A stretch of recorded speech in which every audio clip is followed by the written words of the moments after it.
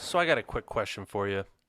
Have you ever started a new hobby and found that people were using a bunch of TLAs and FLAs that you've never heard of? I'm sorry, three-letter acronyms, four-letter acronyms. Well, I'm going to go ahead and explain some of these acronyms and abbreviations in the world of coins. Stick around.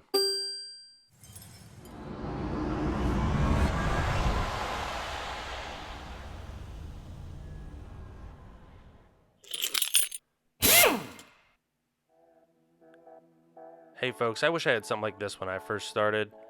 So if you really enjoy this video, go ahead and give me a like, comment, subscribe especially. It's really going to help this channel get off the ground so I can provide you with more content like this. So to start, we have LCS. What does LCS stand for? Local Coin Shop.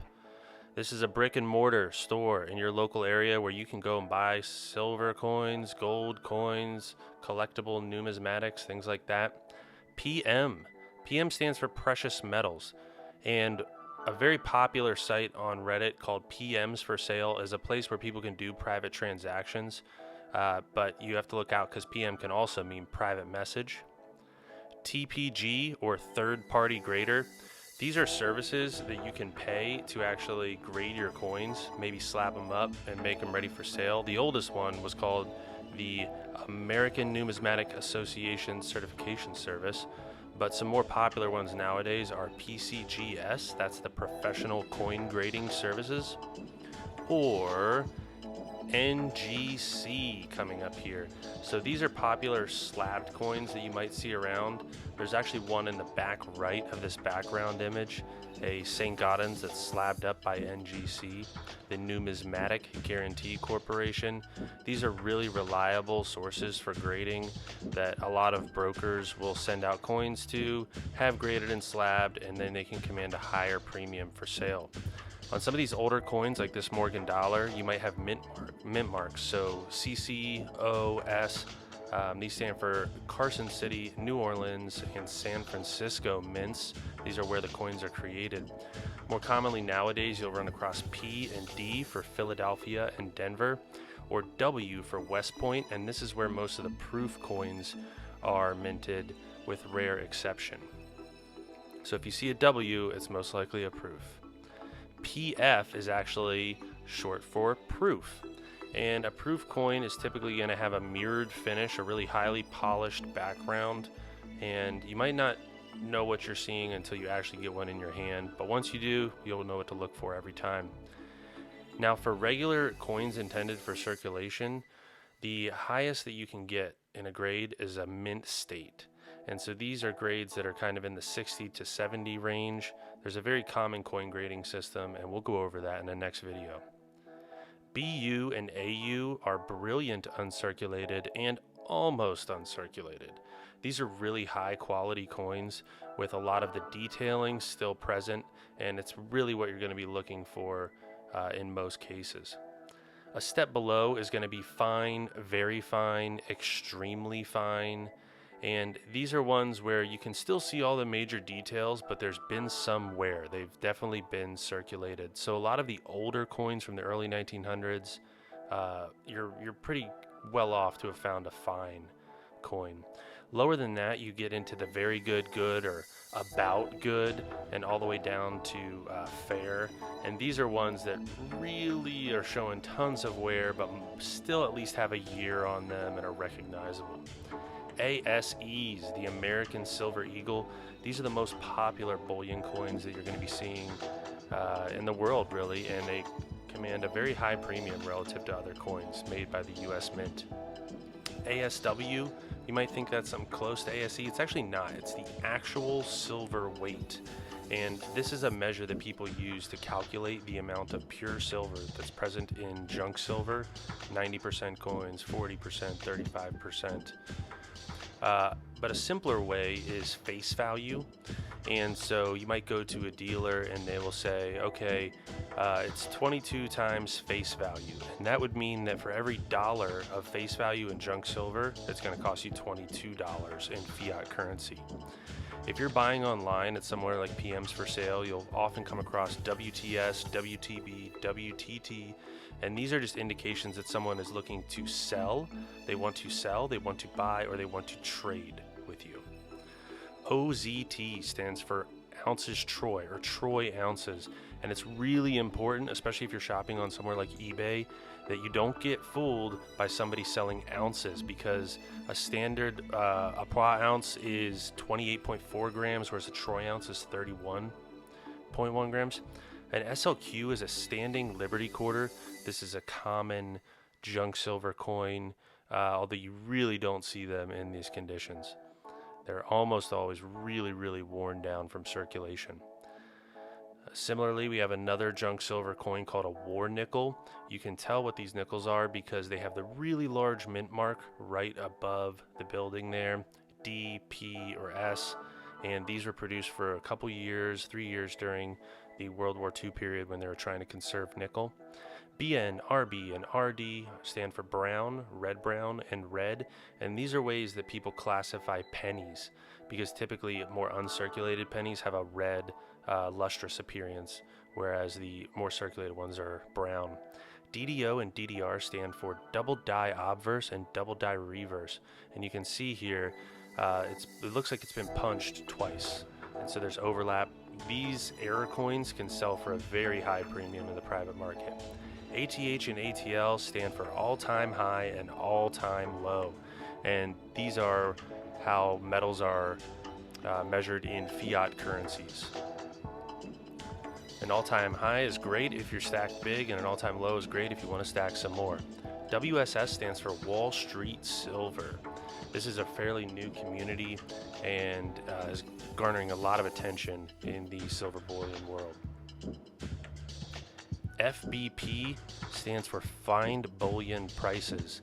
And anybody who's been doing this for a long time knows about this site. It's an aggregator for the top 10 or so online vendors, and will show you generally who has the best and worst prices for any given coin or bullion. ARMEX is an example of one of these vendors. It stands for American Precious Metals Exchange.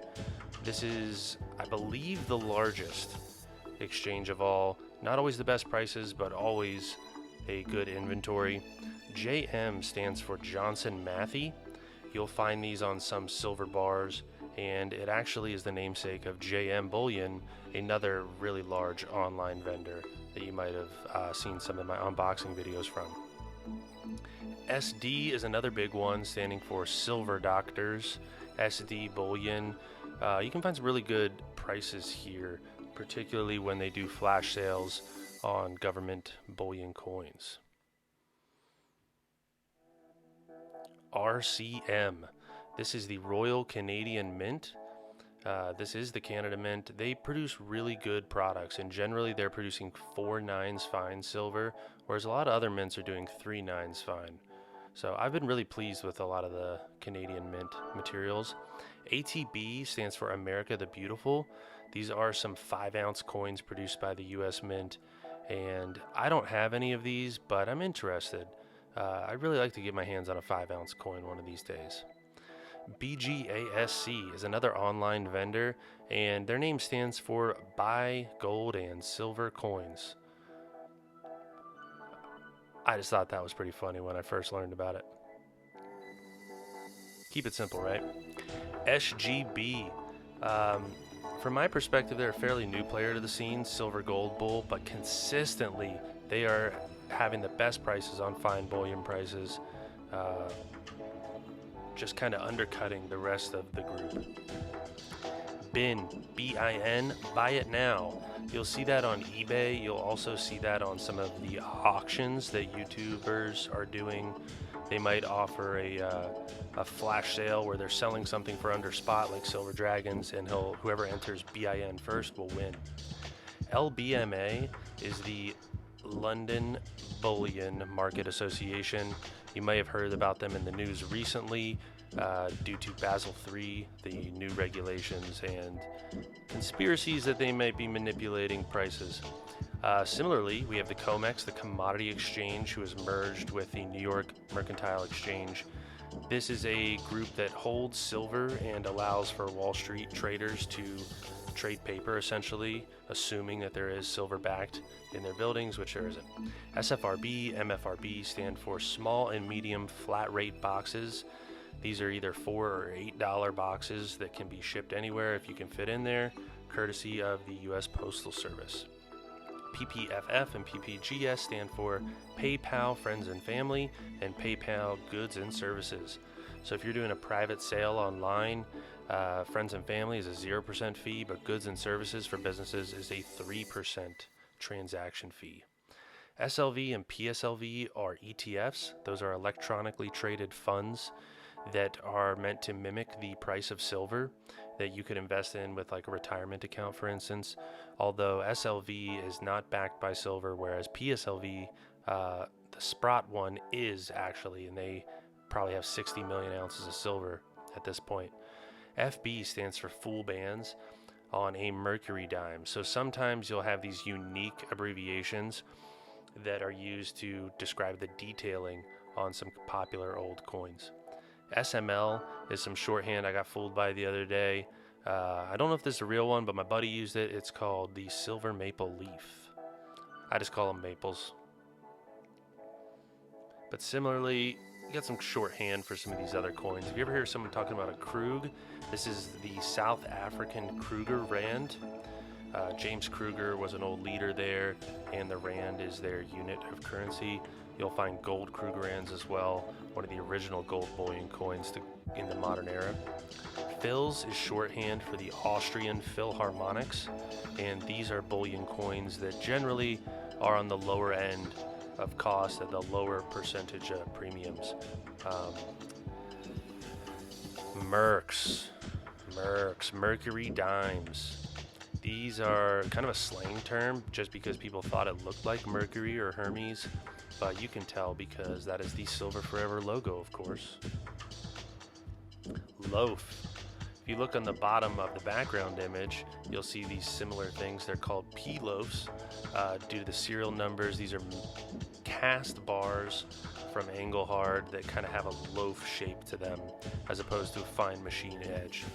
Kit Kat, similarly, is another type of poured bar, but in a different shape, and these can come in anywhere from 5 ounces to 100 ounces. It's just a different shape of a bar, obviously shaped like a Kit Kat candy bar. SF. What does SF stand for? Oh, okay, that makes sense. Silver Forever. I hope you guys enjoyed this video. I wish I really would have had something like this when I first got into silver stacking, coin collecting, things like that, because we get a little crazy and we all really enjoy this hobby, and so we got to come up with some of those TLAs and FLAs. If you have some unique ones of your own or some that I missed, be sure to comment down below, and before you head out, like and subscribe.